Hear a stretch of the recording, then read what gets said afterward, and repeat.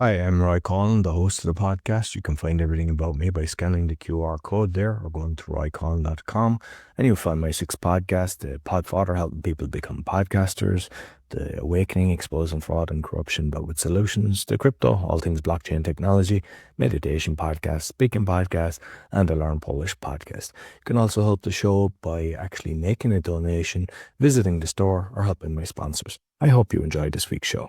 Welcome to the Crypto Podcast. You can find all our episodes on thecryptopodcast.org. My guest, with over 2 decades of business and technology experience, he got started in crypto in 2013. He's been heavily involved in synthetic asset and stablecoin protocols. His mission is to equalize the playing field to bring new financial opportunities to everyone worldwide. Australian, currently in Serbia, but sounds like a digital nomad, but we'll find out a bit more. Please welcome Robert Roose. Yeah, thank you, Ryan. Good to be here. Yes, I mean, obviously you're traveling around and everything, so let me kind of get to know Robert a bit. I mean, I didn't realize you were Australian from just looking at a few things, but obviously from Australia. So you might kind of tell us your journey and then how it kind of evolved into crypto. Yeah, sure. I grew up in Australia and spent most of my childhood there and went to university. I studied business and technology, predominantly, and then I kind of was always into entrepreneurship. So I kind of got started with building businesses when I was around 15 or so. Just kind of like hobby little businesses of consultancy and like building computers. And then in university, I studied more and met some people and started a new uh, kind of startup at the time. It was like an online fashion magazine. And I didn't have any experience with fashion, but like my co-founder was very passionate about it. And I was passionate about the technology. So like, hey, let's just work together and let's see where this goes. And I was in university for a little while, and then I just kind of got a little tired, because I really wanted to get more into entrepreneurship and business. And so that's when I decided that, Australia is probably not the right fit for me. It just wasn't the best cultural fit. It was hard to find co-founders. It was hard to find venture capitalists. So of course, the obvious place to go was Silicon Valley. So I went to San Francisco as my first destination. And after that, I kind of fell in love with just traveling. So I spent some time in the USA, mostly in California and Florida. I was working with some startups over there. And eventually I made my way over into Europe. I've been in some other locations as well in Latin America, some in Asia. But Europe has been kind of my home for around like the last 5 years or now. So I've traveled Europe kind of extensively, and I like to maintain my home bases between like the two sides of Europe. So like Eastern Europe and Western Europe. And just kind of like rotate between those. And then it's kind of a good location because then I can travel to like Asia for events. So I was in Dubai last month, and I'm wanting to kind of travel a bit more next year, depending on how things go. So yeah, you described me as like a digital nomad. I think yeah, digital nomad is definitely me at heart. I definitely like to travel, and I kind of get bored just sitting still. And when you're moving around to these places, do you go to kind of business hubs where you find other entrepreneurs, or how do you connect with people? Because obviously, when you're moving around, it's hard to kind of connect with people. So, how do you? Because I know there's listeners that I friends and previous guests as well. I class them as digital nomads as well. They do the exact same thing. But perhaps for those aspiring to do that, what's the secrets to connecting with people? Yeah, especially earlier on, I did focus on those hubs. So like San Francisco and specifically Palo Alto, that is what changed my life. So the way that I got started was I just like made a commitment to like never work in a hotel.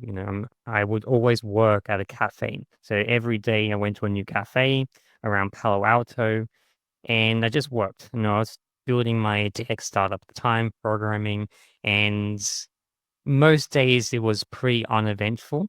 And you have to pay for some coffee and stuff. But like the good thing about the culture in the US is like they really encourage you to stay at those cafes for a long period of time.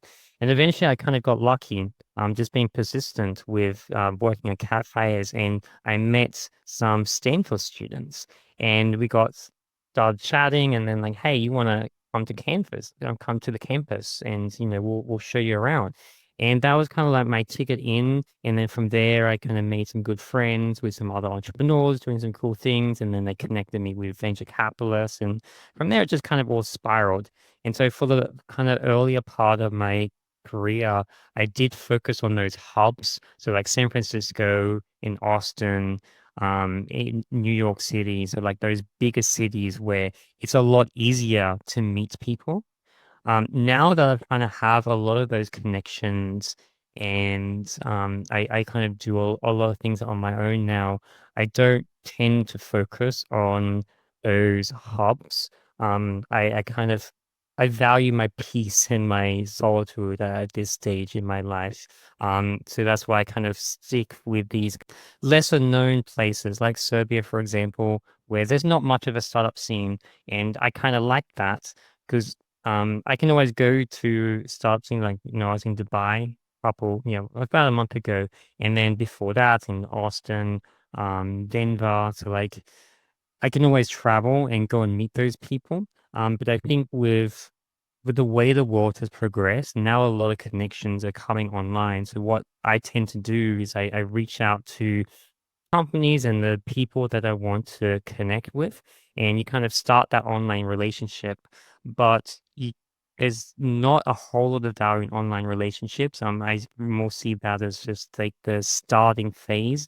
You really start to develop a connection when you go and meet them in person. So that's why I like to travel around to specific events. So if there's an event happening that I know some colleagues are going to go to, then I meet with those colleagues, and then they introduce me to their friends and then their friends, and that's how you kind of get connected. And plus, you've been, because I've seen a few of the videos, you actually been speaking on stage as well with what you've done. So by actually being on stage, that usually attracts a lot of people who like what you're saying to come to you, which in turn they could be investors or just potential partners as well. Yeah, I mean, like the struggle I think has been getting into like brand new industries, and that's kind of like the where I'm at now.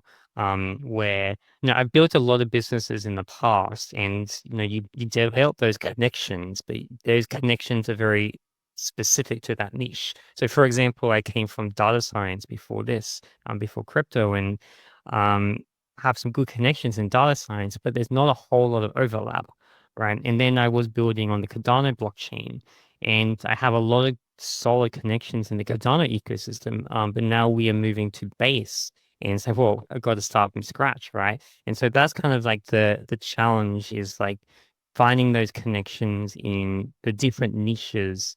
So that's kind of my preference because I like variety. That's the kind of why I like digital nomadism, because I get bored with doing the same thing over and over. So I do one thing for a few years, and then I'm like, okay, I need a new challenge. But with that comes the challenge of finding the new people. Like I think for other people, they might just be better or be more preferential to them to specialize in a particular area, and then you develop those lifelong connections over time. That can be very valuable and useful. And because I had seen with the Cardona, I thought that. So you're now stepping out. So you might just let people know why you got involved in that, what you created, and then why you've decided now you're stepping. Did you call it base? Is base another? Because I'm not familiar with base. Is base another kind of system? Yeah.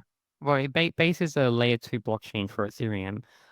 So basically, I've been involved with blockchain for a long time now. So I first got started in Bitcoin in 2013, and then I got addicted to the CryptoKitties craze on Ethereum when that came out. And that's when it kind of clicked for me that like, okay, these NFTs, they can do something, as kind of like envisioning, there's these digital property rights and that can represent something tangible. And then that from there, I kind of got interested in synthetic assets. And then that kind of leads to the stable coins, where like, okay, you have these real world things and we can bring them onto a blockchain. So I got very fascinated at the time with Trust USD. And then I moved into Cardano around like 2021.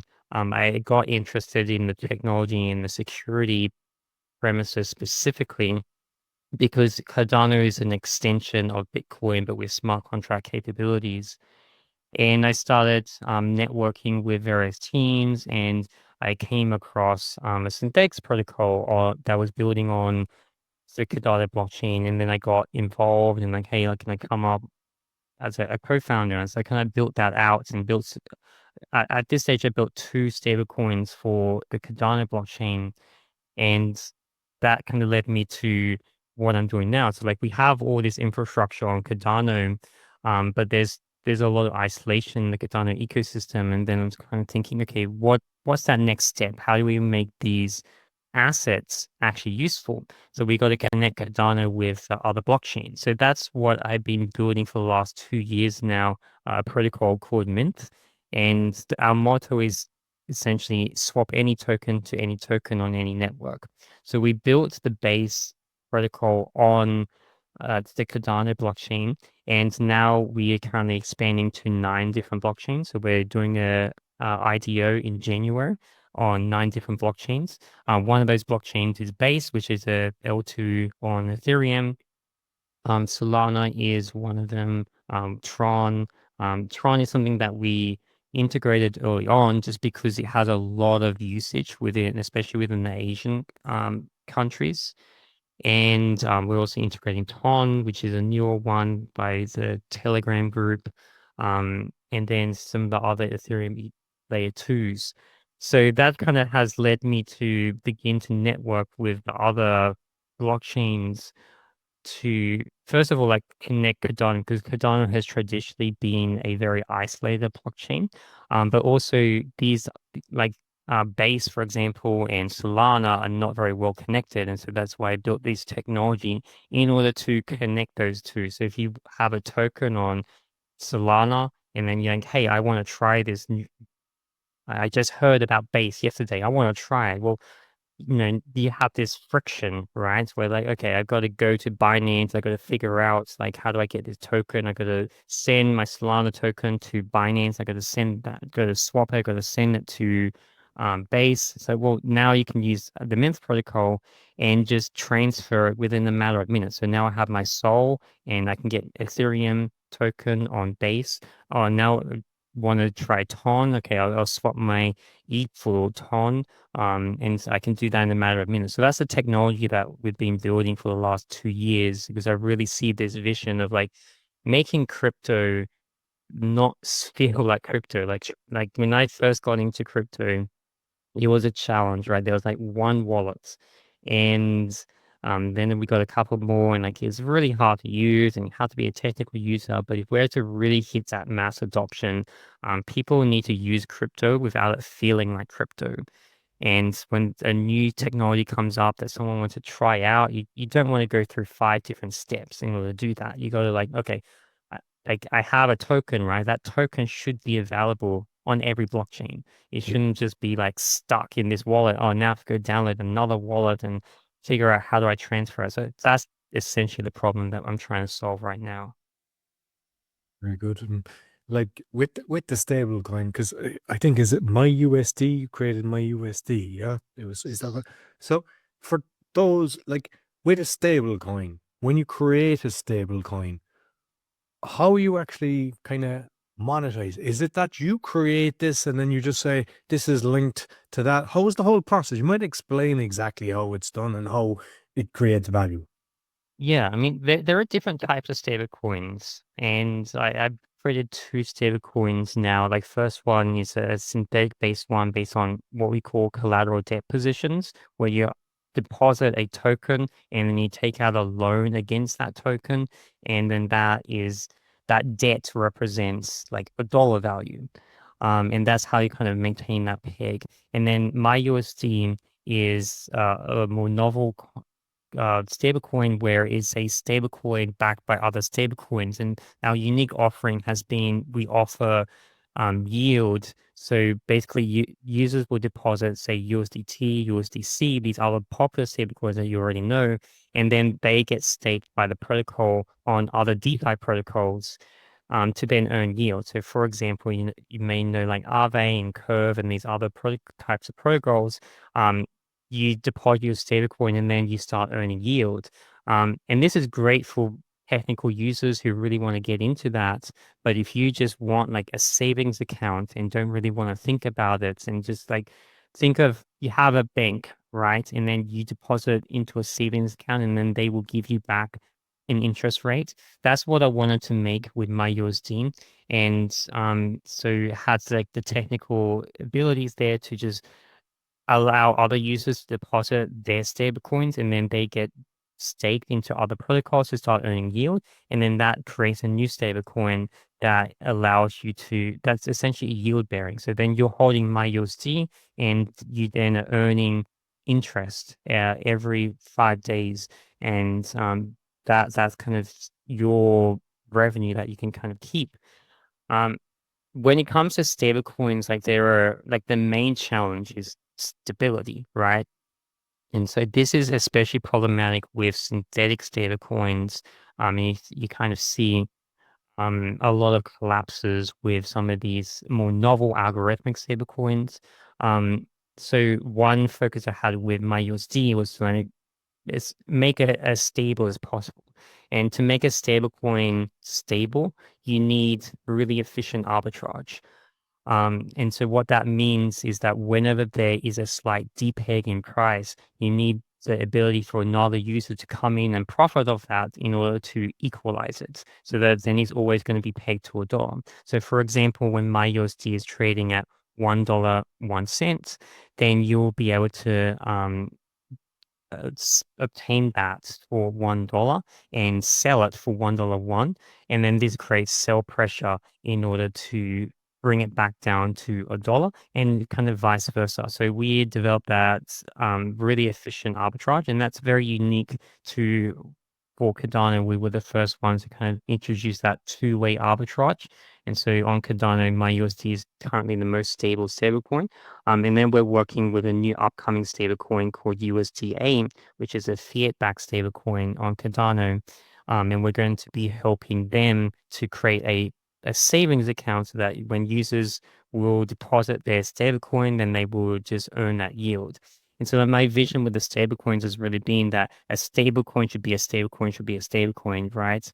Because we're kind of in this phase where people pick their favorites, which is all fine and good, but that's not really good for adoption when it comes to just like the average user. And then like, okay, why are there 5 different stable coins? It's like, so that's why I also built Mint, where we allow that any token to any token. So like from the Mint protocol's perspective, we treat every stablecoin as equal, as long as it has valid backing and we can arbitrage it to $1, then we will just treat that stablecoin as $1. And so then you can kind of like lock it in the savings account. It doesn't matter from a user perspective what stablecoin they have.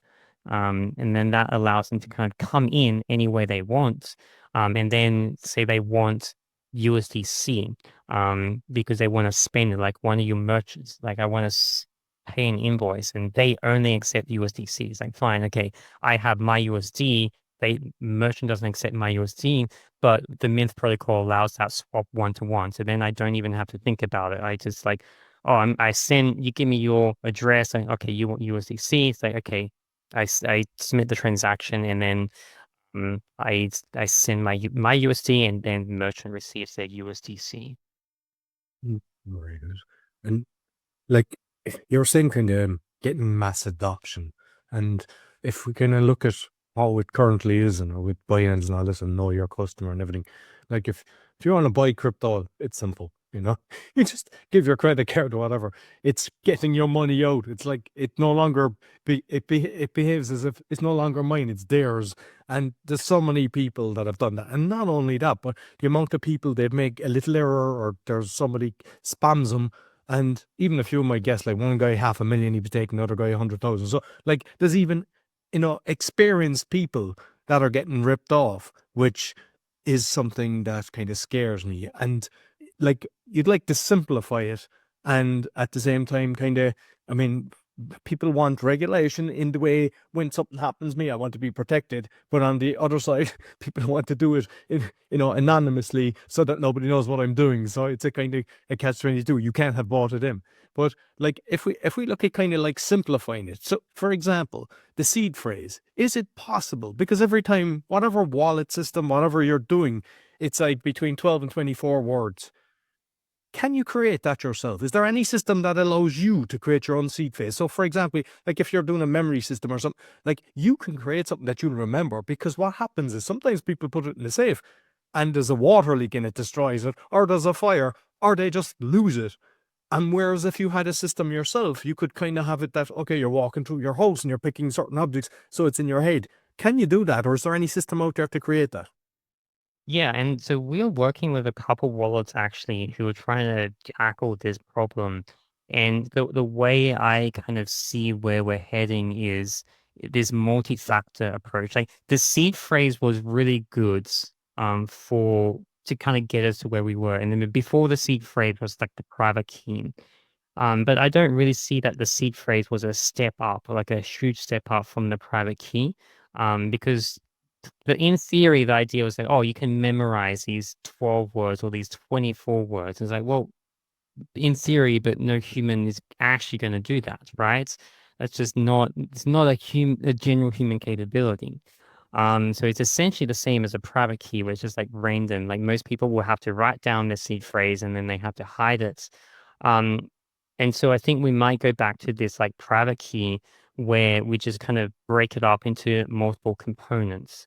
So one wallet that I've been working with called NuFi, they're a multi-chain wallet, and what they allow you is kind of social login, and they break up the key into multiple elements, and so then you need to verify through three different means in order to get get access. So you might want to log in to your Discord, or you log in to your X account, and then you'll have like a normal username and password, which a lot of people are already accustomed to.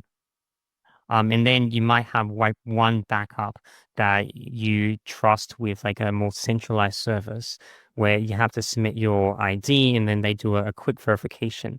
But the point is like, uh, even if you're trusting that central entity with that segment of the key, they themselves can't do anything with that information. So like you don't ever want to give your key to a single person, right? But you might want to you might trust them with one part of the key, and then have two other methods to get the other two parts, and then when all of them combine, you get the full key, and so that way you're in control.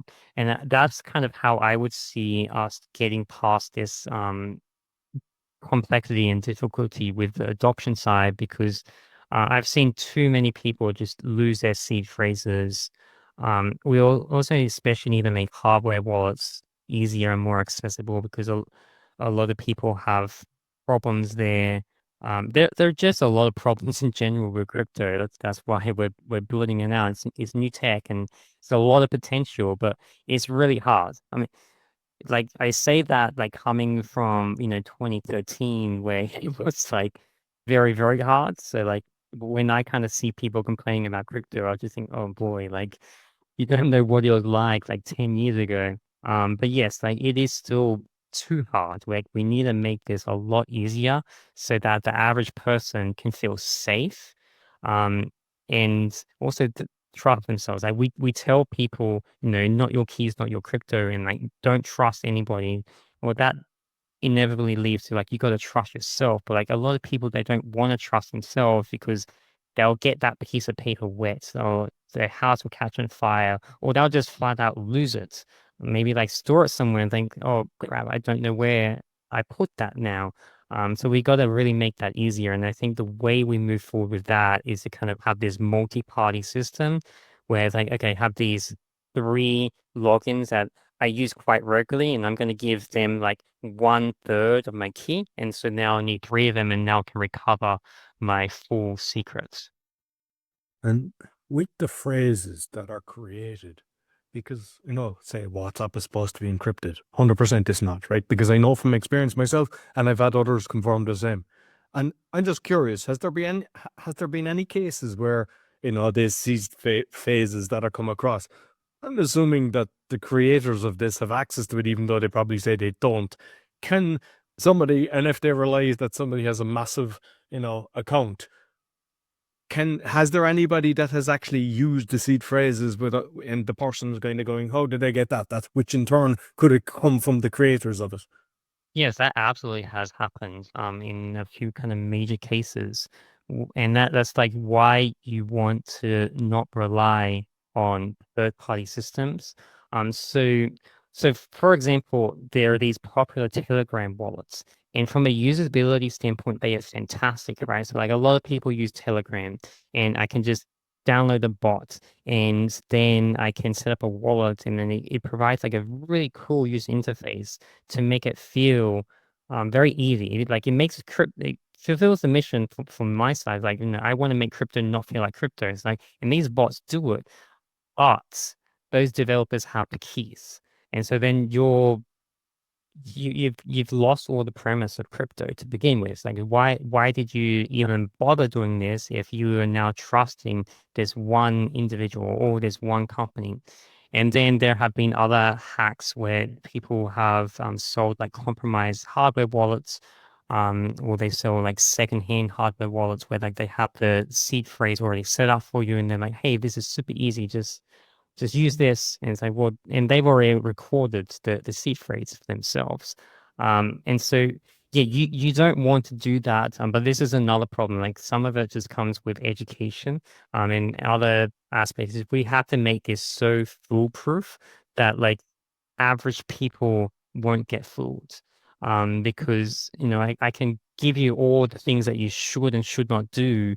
Um, but like the average person isn't going to kind of like listen to all of that. Like it needs to be so easy to use that you don't have to listen to me ramble for an hour to kind of understand how to use it. But yeah, absolutely, you're right. Like it is a problem. It has happened. And you want to kind of avoid those situations. And like with like Telegram, you mentioned Discord.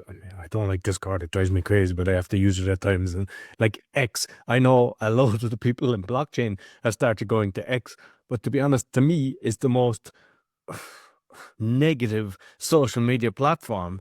Because if you can just stick to the people that you're following and just get it, but the threads, it is just pushing, and everyone thinks it's the freedom platform, but it's not. To me, it's like it's worse than CNN. So, like, I mean, you've built companies and you're connecting with people. Like, do you find them a kind of overwhelming at times? Because I find very few people actually enjoy them. Yeah, I spend most of my time on Discord because I find like that's where most of the crypto people will hang out. And then I used Telegram for like my personal communication. Yeah, X, well, formerly Twitter, like I have never been a huge fan. And what I have found is it's a very confrontational platform where everyone has an opinion and everyone thinks that they are right. And this gets very frustrating, coming in as like an industry expert. And so like they always will like criticize you and like, hey, where's your proof? And then they will just like make a claim that they have no proof of themselves. And it does become a very hostile environment. Um, yeah, like, and there has been some changes. Like when it first came out, it was quite simple, right? You just see what the content from your followers. Now I don't even bother following people. I think I follow like 20 people, because it doesn't matter who I follow. The algorithm will just push out things that it thinks I want to see. And so you get like all sorts of random stuff. And so I spend some time there, but mostly, I leave this stuff to the marketing experts. I've never been a marketing expert myself. But I see that these social networks are for connecting with people and for getting the message out there. But then these like one-on-one conversations are a lot better to kind of go in depth into detail. Because I've had like a lot of Twitter conversations, and it's really hard to have a discussion because you will typically have like a discussion with someone else who's like competent and like at the level of expertise that you need for that particular topic. And then you have 10 other people jump in who just like they have over Like all of yes. And then like think they're just like adding these weird comments that just have like no understanding. And they just want to chime in and make themselves feel smart. Like, hey, we're trying to have a conversation here. And like it's good. Like we need an open platform to allow everybody to kind of have access, but like I do think we need some sort of qualifier for some of these technical discussions, where like yeah, I'm a big believer of everyone should have access. I don't know what that solution is yet to kind of like up the qualifier. Like you should have access if you have some base level technical understanding, right? Like don't just like I want to go into a physics discussion with physicists and it's like, oh, like this is how atoms work. I have no idea. It's like I'm not gonna go into that conversation. So like don't come into a conversation about crypto when you don't have like some fundamental understanding of the technicalities. I'm just curious Trump has said that he'd fire Gary Gensler, and what I've seen as well, apparently with the House and all the different parties for different sectors, that the majority is pro-crypto as well. So how do you see the market being affected with that? Yeah, I think X has become quite influential when it comes to crypto, especially with like the US election. And I think this is probably the primary reason we went into this like bull rally with Bitcoin kind of leading up to almost 100K. Um, because Elon Musk has been pretty pro crypto. Has some controversial views for sure, but he, for the most part, he's been pro crypto. And then Trump has had some pro crypto views, although it's questionable how much he actually understands like what those policies actually mean. Um, but yeah, I see that X has become a popular platform for like pushing narratives, and I see this a lot with marketing. Where people are really rallying around like meme coins especially. And I think meme coins is like the ultimate kind of example when it comes to the network effect of people and the buying of ideas, because a meme coin has no real world utility, but they end up getting valued just because other people believe that they have values. And in essence, like Bitcoin established like this because it didn't have inherent value, which is like started thinking, okay, like this has value, and then other people started thinking this has value, and it led up to like it actually having real world value, because all of us believe in the technology behind it. Whereas like with these meme coins, they kind of rally around other people believing in it, and then you join it, and then that kind of like keeps the price going up. But that only works until um people keep believing. As soon as like people stop believing it, then it comes into this bank run situation where like a major person will cash out, and then that causes panic, and then more people cash out, and all of a sudden it's on its way to zero.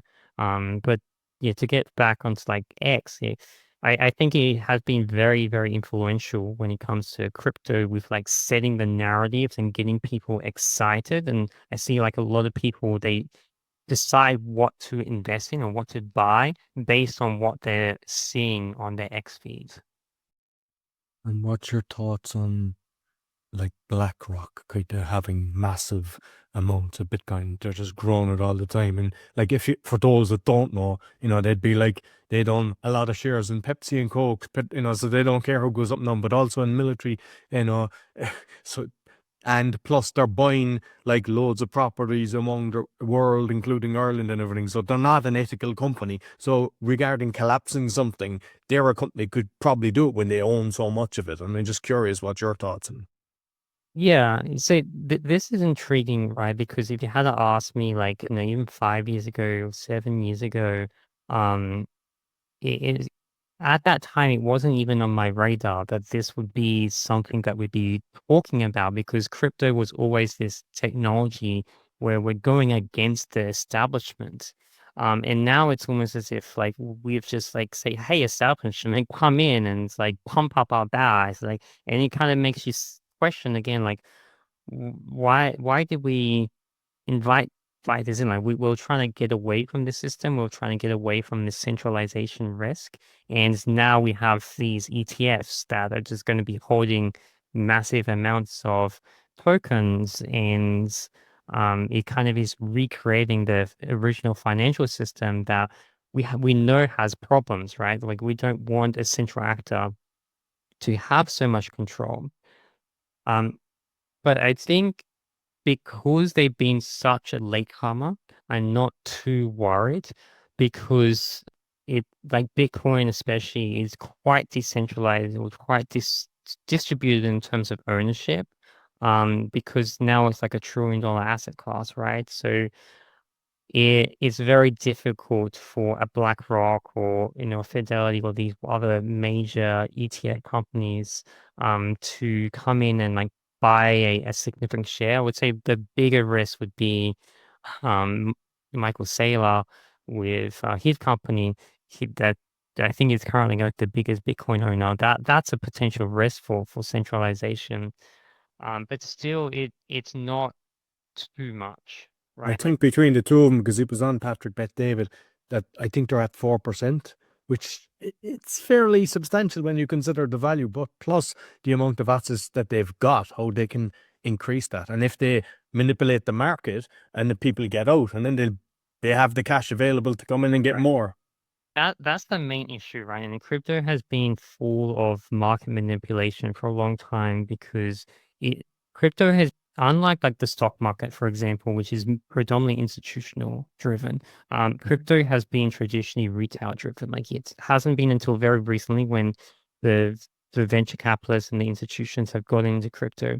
Up until like a couple years ago, crypto was purely retail. In retail, not sophisticated investors. Like the average people like us, where we just buy based on like what our friends are telling us, and we're not professionals. Well, most of us are not professionals, and so we kind of get into these traps, and the market makers they know how to trap. And like if you've been trading crypto for a long time, you kind of have seen this. You probably have even lost money from like the stop loss hunters. And like these market makers, they know all the tricks. They know how to trigger your emotions. They know that if like they dump 20% or even if they have like kind of manipulate a chart and they get you to panic, then you're going to sell and then they get to buy your asset at a cheaper price and then it goes back. And we see a lot of these flicks in crypto where like you have a sudden 20% drop and then sudden 40% uptick.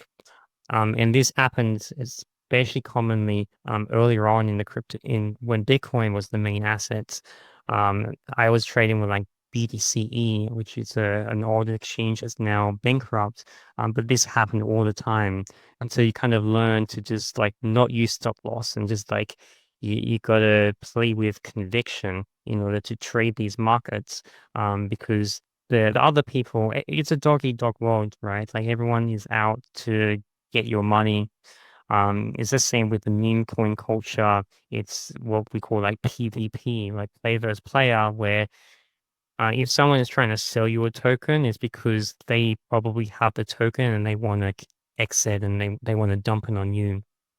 It's quite hard to come across genuine people who are trying to like genuinely help you. Most people would just be trying to make money themselves and like for the most part for them to make money you have to lose money. That's what I kind of have tried to avoid because I want to use crypto to enrich everybody. That's why I create like these real world systems that people can actually use for like real world use cases. But if you're just like chasing the memes, that's all just like player versus player. Like for someone to win, someone else has to lose because they don't create. any real world value. Very good. Finally, with BRICS, they're looking at having their currency, but there's also talk of having a digital currency. And like Trump just came out during the week saying, he's going to impose massive tariffs because I think he wants the dollar to be used around the world, which is strange how that actually is still the case. But like, there's like 40, it's just over 45% now that are going to be part of this BRICS nation. And how do you see that if they do create like a digital asset? Like, how do you see that affecting the kind of crypto blockchain? Yeah, so um it's been very intriguing watching like how the stablecoin ecosystem has evolved. Because when we first got into stablecoins, we just chose the dollar kind of like because it was popular. But what ended up happening is because we kept choosing the dollar each time we want to make a stablecoin, is it solidified the dollar as the global currency. And so now the dollar is the most popular denomination for a stablecoin. And I've tried issuing stablecoins in other currencies, and there's just not very much demand. Everyone wants to hold a US dollar denominated stablecoin. And so I think crypto, in effect, has helped maintain the USA's dominance when it comes to the global currency. And so BRICS also helped kind of could destabilize or threaten the US dollar. And so that's one reason why they don't really like it. And I think for a long time, the US was very hesitant about crypto when Bitcoin was like seen as this alternative, and because Bitcoin was a threat to the dollar. But now at this stage, people are not transacting in the Bitcoin itself.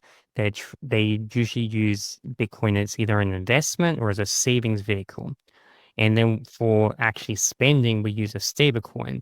And so that's why I think the US has become a lot more pro crypto in recent years, because they've realized that crypto isn't a threat. And if they play their cards right and they make it easy for these stable coins to be backed by the US dollar, then the governments have a way to kind of sell their debt, like their US dollar treasury bills, which is what is backing all these stable coins.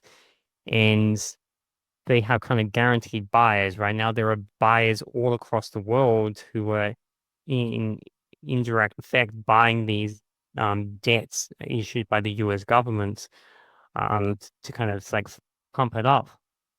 And I kind of I would really like us to move towards a different world, because I am more of old-fashioned kind of crypto person where no, I want to displace the system we have, because we're now kind of entrusting this single country in their politics and their rules with like the whole global financial system. And that's a really bad position, because like USA is doing great right now, but like every empire falls. It's not a matter of like if it's going to happen, it's a matter of when, right? So like eventually there's going to be something that collapses the system.